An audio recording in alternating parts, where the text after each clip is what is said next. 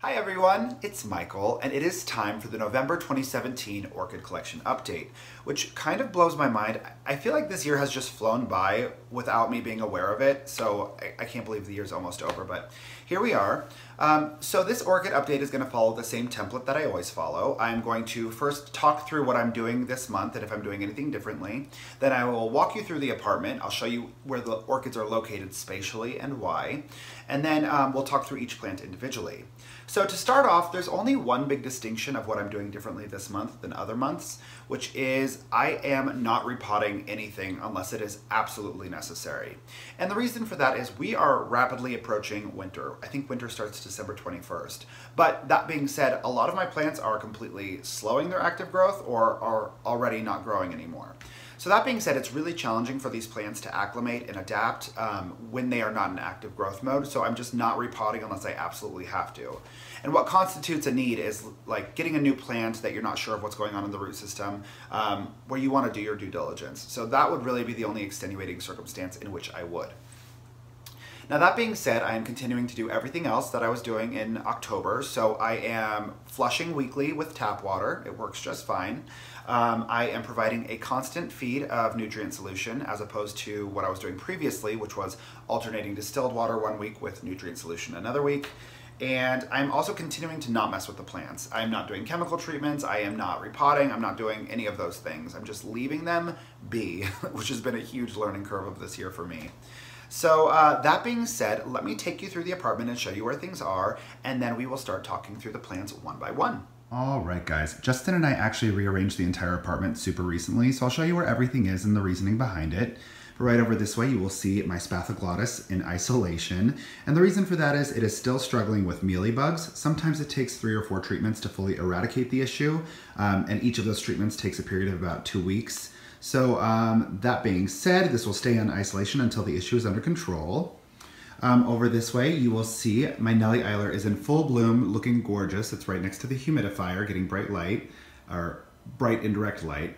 Down here, I have some of the things that are starting to go dormant. So I've got my Catasetum types, and well, we'll talk more about this little guy later, but he's so cute. Over here, we have my Paphiopedilum. We have 2 of my phals. Up there, we've got 2 more phals. We've got my Zygopetalum. Up there, we've got my Allosaurus, my Ascocenda, and my Cattleya. Down here, I have my Ludicea discolor, my Epidendrum. I've got my Phragmipedium, some Dendrobium. Up here, I have more Oncidium types. I have my Psychopsis, Cattleya, and Bulbophyllum. Up there, there's another Phragmipedium. I've got my Miltonia Sunset and my Maxillaria Tenufolia. Phil is just, look at how beautiful he is. What a big boy. He's not an orchid, but he is gorgeous. Then over this way into the bedroom. Oh, and this is our hibiscus plant. It is just now getting acclimated to being indoors and continuing to put out blooms, which is so cute. Over this way in the bedroom, you will see I have my Zygonesia. I have some phal types up here. Over here, I have my Dagger Mora and another Oncidium type. Some other plants over there. And then right in this window, I have 2 Oncidium types. So that's where everything is placed spatially throughout the apartment. So now let's just start talking. All right, guys, starting with number 1, this is my no ID mini Phalaenopsis. And the reason there's no potting medium around it is because I am doing the tea bag treatment on it. And I'll link the video below about how to do that. But the reason I did it is because its development just kind of halted. And the results from doing the tea bag treatment on the other 2 orchids I did it with were so positive that I feel like I wanted to just kind of jumpstart this one's development by doing that. It still has that little keiki growing underneath, which is so interesting. It's a basal keiki, meaning it's growing at the bottom. And you can see that since I started the tea bag treatment, at the very end of the root tip on the right, you'll see it's turning green again and starting to, I don't know, challenge itself to venture and grow. So it seems like it's effective so far. We will see how this continues. Number 2, this is my Yuan Gold Cattleya. This is another one that I did the tea bag treatment on, and you can see, or at least what I believe to be the effect, there is a new growth right at the base here, which is happening. And I don't know if you guys can really tell, but there are some tiny, tiny roots that are starting to sprout up right around the bottom of this plant. So yeah, you can kind of see it right under the new growth. But ever since I did the tea bag treatment, it seems a little bit more invigorated, and I'm hoping that that continues. But the interesting thing is this leaf that it was withdrawing energy from, you can see how dry and dead it is. It was moving super, super quickly. But then as soon as I did the tea bag treatment on it, it halted, and it hasn't gone any further than this since then. So I'm just gonna wait and see what happens. Now, this is number 3 in the collection. This is my Aloha Sparks Wilsonara. And it is just continuing to do amazingly. I really can't wait to see this in bloom. So I'm hoping that this gives me some crazy spikes because it looks happy and well acclimated. This is number 4. And I don't know if you guys remember last month, this entire bulb was like a prune. And it has been a slow going process, but it is slowly reinflated and everything has a new growth. It's doing really, really well, really happy. And all of the new growths are continuing to accelerate. You can see, look at this happy, healthy new pseudobulb over here. And then this is actually a division of the same plant, and it is also, this used to look like a prune, completely reinflated, put down a crazy root system, which you can even see at the bottom. But it's doing really, really well and just starting to get really comfortable on its own. Jumping from number 4 to number 7, and if you guys have any questions about the orchids that are missing, just go ahead and look at my the description below. I have it listed if they passed and when they passed and details about it. But number 7, this is my Dendrobium nobile to my kids, and this one is just starting to go into its winter rest, and it seems to be doing just fine. I haven't seen the bulbs shrivel at all, or the canes shrivel at all, so it seems to be handling things just fine. Moving on, this is number 8 in my collection. This is my Banfieldara Mystic Maze, and it's kind of crazy because it put out this new growth, and people always say that Oncidium types are climbers, and I've always just like wanted to see that for myself. But look at this, the new growth climbed up, and now the pseudobulb is actually up here. It's just starting to develop. But like, look how high that is. It really is trying to climb out of the pot. But suffice to say, this one's also doing really, really well, and I'm hoping that this new growth provides me some beautiful flower spikes soon. This is number 9 in my collection. This is the Keiki that came from my mom's plant. It's one of the most important plants in my collection to me. And I have been terrified for the longest time it would pass, and I'm still not really sure what's going to happen to it. But I did, however, do the tea bag treatment on it. And look, this plant has done absolutely nothing for the longest time. And look at the bottom, there is just a new growth, a new root coming out. So I'm really, really hoping that this just continues to gain momentum and thrive. So then we jump from number 9 to number 11. This is my Mendenhall Hildos Psychopsis. The root system is doing phenomenally well. It is continuing to establish itself. But I think I might need to increase light quantities on this. I'll do some more research, but you can see the beautiful speckling on the leaves. It's kind of starting to fade out on a few of them, and I'm pretty sure that that's symptomatic that it is not getting enough high light levels. So that has never happened before, but this is its first winter. So I'm sure that the shortened day length is contributing to this. So I might just need to place that differently than I have it currently. Jumping back in with number 12, we have my Ox Lottery Prince Phalaenopsis, and this guy is just starting to do really, really well, putting out all of its new roots. Its roots are going crazy everywhere, actually, and just starting to wrap around the container. So this guy's doing really, really well. I'm not sure how much more comfortable it needs to get before it will resume growing its leaves in the same size, but I'm probably banking a few more months. But here's hoping. This is my new ID Phragmipedium, and it is also doing really, really well. It has new leaves on every single one of its growths, as well as, if I take you in right towards the base, I don't know if you guys can see it, but there is a new growth altogether right at the very bottom, which is super exciting, because this one has taken a long, long time to adapt. Over here, we're going to skip from number 13 to number 15. This is my Sogo Yukidan Phalaenopsis, and this was the spotlight of my 4-month adaptation video, which I will link below. But it's a really, really great snapshot of exactly what happens when you transition an orchid to semi-hydroponics. But just look at it. It's living its best life. And I'm pretty sure as soon as it gets a little bit more settled, it'll start to give me a new leaf. So I'm looking forward to that. Moving on to number 16, this is my Catasetum. It is a cross between a Nicolasa tavras and a Dapper Dots. And this one, we've started the process of putting it into dormancy. Right now it doesn't have any water. I've reduced watering significantly, and there is no nutrition in it. It is just plain distilled water. But it's still holding on to its leaves. It's not quite ready to say goodbye. But the growths are plump, they're happy, and they're doing well. So that's pretty cool. Over here we are on to number 17. This is my Ascocenda Betty May Carmela Steele. And just look at it, you guys. Now it's really exploring aerial roots, whereas when I first put it in, it really just wanted to put them into the grow medium. But like, look at all of the crazy root growth that's happening inside of the medium as well. It really is just doing its thing. So this guy's doing really well, and it's also given me a new leaf deep down in there. And it's given me a new leaf over here. So it is just starting to progress. I'm really looking forward to the time when this is fully acclimated, because these are known to bloom just all the time throughout the year, and the flowers are so gorgeous. So here's hoping for that. Now on to number 18. This Bulbophyllum, this Zygopetalum is actually kind of concerning me a little bit. It is putting down its new roots, it is doing its thing, and it's finally venturing downward into the, let me take you in. It's finally venturing down into the medium with the new roots, but I just hope it goes fast enough to, get out of the way, guy. I hope it goes fast enough to help out these bulbs, because look at the pseudobulbs. They could not be more desiccated, and it's kind of like, I don't know, it's kind of scaring me. They've sucked all of the energy they can from there.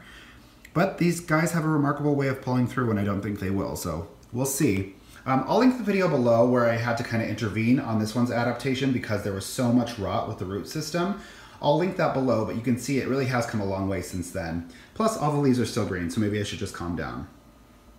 Now on to number 19. This is my Bulbophyllum Fascinator, and this, you guys, makes me want to bawl my eyes out because, I don't know if you can tell, but right down here, after months and months of inactivity, a beautiful, beautiful flower spike started to develop. And then, I definitely don't think I can get you to see it on this side, but believe it or not, on the opposite side of the bulb as well, can you see? There was another flower spike growing, and both of them aborted. And I'm not quite sure what happened. I didn't change anything about how I was watering. I didn't change anything at all. But the appearance of a flower spike was surprising in and of itself, because this plant has done nothing since I put it into semi-hydro. And I've actually been super concerned about it. But recently I've noticed that the little pseudobulbs on them are starting to plump back up. So I don't see a new root system anywhere, but it does seem to be gaining momentum. It was just a really sad fall start to see that flower spike develop and then abort. So that broke my heart. And now on to number 20. This is my Bulbophyllum Ambrosia, and this one is just continuing to do its thing. It's happy, it's putting down new roots. It's still struggling. This is the one that struggles the most with mineral buildup. So I actually think that when winter is over, I am going to repot this one, just because I don't know if flushing is going to actually tend to this problem anymore. I think I just need to replace the medium. So I'm slowly picking out the ones that I see that are covered in white stuff, which is just the salt buildup, and replacing them, but I would like to just do it in one fell swoop. All right, guys, jumping back in with number 21 in my collection. This is my Paphiopedilum Pinocchio Lowy hybrid, and I'll link the video below of when I had to remove half of this entire plant because of brown rot. But it is recovering so nicely. Look at that new growth and how it's coming along. So that is very, very positive. Over here is my Maxillaria Tenufolia. This is number 22, and man, this one just refuses to give me any positive signs. So, I mean, nothing's yellowing, nothing's falling off, but the bulbs just look a little bit desiccated to me. And there's still all that buildup. So I'm not quite sure what the beef is with this one, but I think it's really similar to the Bulbophyllum. I don't think the distilled water flushes are doing much of anything. So come springtime, I will just go ahead and repot with some fresh leca and hopefully give it a better environment. Skipping over 23, I think that one passed at some point. I'm not sure which one that was. This is number 24. This is my Meltonia Sunset. And this is probably, like, I'm really, really looking forward to seeing this one in bloom. This is one I've wanted for forever, and I've never seen this plant bloom before. But positive sign, look how much the roots are venturing down and just starting to branch off. So I think this one is finally getting acclimated. And I can tell because it's got a beautiful new growth right there. And it's got a beautiful new growth right in there. So it seems to be doing well. You can see at the base of some of the older growths are putting out some new roots as well. So everything looks like it's moving in the right direction. Over here I have my Epidendrum Green Hornet, and you can see it's doing really, really well. And it is preparing to give me some flower spikes. So if I take you in, I don't know if you guys can see, but there is a nice little sheath developing in there, which is super cute. And then same in this guy. I don't know if you guys can tell, but it's right in the center there. So this one looks like it's preparing to give me some flower spikes, which I'm thrilled about. Over here, I have my Allosaurus Stellar. This is number 26 in the collection, and my Allosaurus is doing well, but it's kind of deceptive looking because the old root system is rotting out, and you can tell because everything is covered in mold, but then look at all the green tips that are venturing into the medium. It's really hard to have a clear snapshot in the first year of when you're growing your plants. This is what I'm learning of how they're actually doing, because the setbacks that occur when you repot into semi-hydroponics are so scary looking that you really think that you've just killed your plant. So I would just encourage you, when you see those signs, just stay the course, let it adapt, do its thing. Moving on, this is number 27 in the collection. This is my Phragmipedium Memoria Maritza Rolando, and I was so devastated because the flower spike aborted when I transitioned it to semi-hydroponics. But then look, this new growth popped up last month, and it has just been accelerating so quickly, and it's so cute, so that's a really positive sign. You can also see the roots are continuing to wrap around, so this one is acclimating nicely to semi-hydro. Now we're gonna move on to number 28. I think this orchid wants to take over the world, you guys. This is my Cattleya Purple Blue Hawaii, and it refuses to be tamed. It's like Miley Cyrus. It's like, look at all these new growths. It is just going everywhere. It has new growths coming out of every which way. So I'm thrilled because I feel pretty certain that this one will give us blooms. But like, look, and like it grew down into the medium and then back up and out. This one's just unstoppable, so that's really cool. Now on to number 29. This is my Eulophia petersi. Now again, this is one that I burned really quickly, like 2 days after I got it, because I put it in the wrong spot in the window. And it just looks super, super desiccated. So even though this one should require a winter rest, I'm giving it more frequent watering than I should, assuming it were a healthy plant, because I'm just not sure what's going on with it. I really, really hope I haven't killed it. I'm holding out on hope, but I'm just going to just kind of keep a close eye on it and hope it pulls through. Plants that are worse off have surprised me more, so let's just stay optimistic. The number 30 is actually out on the patio. It is my Eulophia petersi, and as I mentioned, they all look dead because that's their growth habit. So I won't know if these are actually dead until spring, but that's what they look like right now. But in theory, in spring, the new growth, the bulb underneath the surface, should poke its head through and create a completely new plant, or the same plant, but a completely new growth thereof. So that's what's going on with those. Jumping back in with number 31, this is my Wild Willy Pacific Bingo Oncidium, and it is just doing super, super well. You can see it's putting out new roots just literally everywhere. It is filling the pot, and it's ventured way deeper than I thought it could so early on. You can see that that's right there, that's new roots. That's new roots. So it's doing really, really well. It's right in the windowsill, so the algae accumulation is kind of intense on it. But look at this new growth on it. The new growth is coming along super, super nicely. It had some accordion leaves, which I'm sure were developed in the early stages when there wasn't an established root system to help it hydrate, but it's doing really well. So now on to 32. This is my Cloesia Rebecca Northern, and not a lot's happened with this plant, but it is now being placed into dormancy. You can see that there's not a water reservoir. I'm just letting it kind of dry up, and the bulb hasn't started to shrivel. It's been about a week without water, and it's doing just fine. So I'll just keep a close eye on this guy. Over here is my Dendrobium Tangerine. This is number 32 or number 33, and I'm actually super concerned about this one. Nothing has happened because, again, I potted this guy super high in the medium and didn't realize that none of the roots could access the water. So now it only has one viable root. You can see it's that one lonesome green one right there. But I think I might, even though I said I'm not repotting unless absolutely imperative, this kind of seems absolutely imperative to me. So what I might do is actually take this guy out and do the tea bag treatment on this one as well, just to kind of stimulate its root growth and give it that really pronounced wet and dry cycle so it knows it's time to grow. I'm just worried because it's such a beautiful plant and it just doesn't look like it's doing great. Now moving on, this is my Ludicea discolor. This is the one from my boss, and it is just doing really, really well. I realized it was reaching for light, which is why if I take a step back, you can kind of see how incredibly tilted and leaned it is. But it is continuing to give me new leaves, and it seems overall really happy and healthy. The leaves are super velvety and gorgeous, so I'm very pleased. So that was number 34. Now we're on to number 35, my Bergiara Nellie Eiler, and bum bum bum. You guys, look how gorgeous. It is in full bloom. And I am gonna do a bloom profile video on this one, but I just couldn't love it anymore. It's adapted so nicely to Semi-Hydroponics. Still adapting, but just doing really, really well. Didn't bud blast, didn't anything. So, I mean, the flowers are just absolutely stunning. The smell is gorgeous, but I will tell you more about this one in its bloom profile video. So stay tuned for that.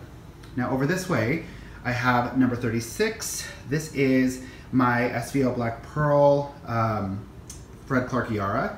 And as you know, I divided off the bulbs that everyone told me were rotted. The keiki fell off when I was unwrapping the present, and surprisingly, is putting out a little root. It's so cute. I don't understand how this is still surviving. I thought for sure this would be dead. But this guy is just making it on his own. The Black Pearl, the main plant here, or the mother plant, it seems to be doing just fine. The roots, as you can tell, they're all starting to mold and decay because they're just not equipped for a semi-hydroponic setup. So I guess what I'm surprised about is it hasn't dropped any leaves, it hasn't really yellowed in any capacity, it's still just like doing its thing. So I am placing this one slowly into dormancy. It is getting no more nutrient solution, it is just getting plain distilled water and less frequently than usual, so we'll see what happens with this one. And these two black bulbs that everyone said are rotted, you guys, I'm not sure I do or don't believe you. I'm just like waiting because, again, anytime there's any pronounced amount of rot, fireflies, fruit flies appear in my apartment and they're all over it. And this one still doesn't have any fruit flies and there's no weird smells coming from it. So I'm just really eager to see in the springtime if this one puts out a new growth. If it doesn't, I'll trash it, but I'm still open to the possibility that it might. Now this is moving on to number 37. This is my no ID Phal from the urea versus urea free experiment. This one is the urea free, and you guys, look at it go. It is going nuts. It is just putting out roots everywhere. It seems happy, it seems well adjusted. So this one is doing its thing, it's giving me a new leaf. Now let's cross-reference it with number 38, which was the urea counterpart. So using the urea-based fertilizer, you guys, this one isn't doing so hot. It's starting a new root growth there. It is got one right there, but other than that, it just isn't doing much of anything. It hasn't put out a new leaf. The leaf that it was growing kind of halted altogether. So I still don't think I set up this experiment well enough for me to draw a definitive conclusion. But as of this moment, I am leaning towards urea-free being the better option. But correlation does not show causation. So that doesn't necessarily mean that it's the fertilizer that did that. So I think I need to kind of restructure this experiment. All right, you guys, jumping back in with number 39 in my collection. This is my Zygonesia cynosure, and you can see I've clipped off the flower spikes. And I did that because when I first purchased it, the flower spikes were almost close to being completely spent. And I also really wanted to capitalize on how plump, juicy, and healthy these pseudobulbs are, because those are really going to help facilitate the new root growth. Because as you can see, its old root growth is looking kind of rough, and that's to be expected when you transition a plant to semi-hydroponics. But I did want it to use its energy to adapt, not to invest in maintaining those blooms. So that's what's going on with that guy. Now on to number 40 in the collection. This is my Dagger Mora, and just look how gorgeous. It's fully in bloom, and you can see the old bloom is starting to fall off, but the second spike behind it is just now starting to open. It's got that entire spike to go, and beyond that it has this entire spike, which is just hidden right in there, coming on out. So I have a lot to look forward to with this plant, but it is just stunning. The pseudobulbs are desiccated, but they were desiccated when I first purchased it, so this is not a huge source of concern for me. And the roots that are in there, even though they're not perfectly equipped to semi-hydroponics, they're drinking up the water reservoir just fine. So this guy is just on his way to acclimating. And then over here, I've got number 41. This is my Gan Lin Golden Apple Phal that I got from my friend Jen. She's the one who just got married. And it's already adapting so nicely. You can see, hold on, let me take you in.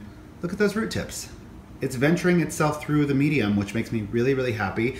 And I'm telling you, this is an insatiable plant. It is just so thirsty, and it's always, always drinking down its water reservoirs super, super quickly. Plus, when I first got it, the leaves were kind of limp and just kind of dangling. And now you can see they're a little bit more rigid and, turgid, I guess is the word. So that's fantastic. Now on to the last one in the collection. This is number 42. And this is my Spathoglottis, which we saw earlier in the video. Now, it's all the way over here because I am keeping it isolated. This one has so many little nooks and crannies for mealybugs to hide in. They love to hide in these old flower spikes. And they also like to hide right behind the flowers. So that's why I'm having difficulty treating their presence. But I'm going to be persistent and I'm going to stay on it until they are all gone. But unfortunately, this poor guy won't have any friends until then. He'll just have to be on quarantine. So that concludes the November orchid collection update. And one big thing I want to celebrate before we go is, you guys, no orchid fatalities this month. Yay! That only happened once before, and that was in September, which tells me I'm getting good at this. As always, thank you guys so much for choosing to spend your time with me. If you have any questions, concerns, or comments, go ahead and leave them in the comments section below. Don't forget to subscribe, and have a beautiful rest of your day. Bye, guys.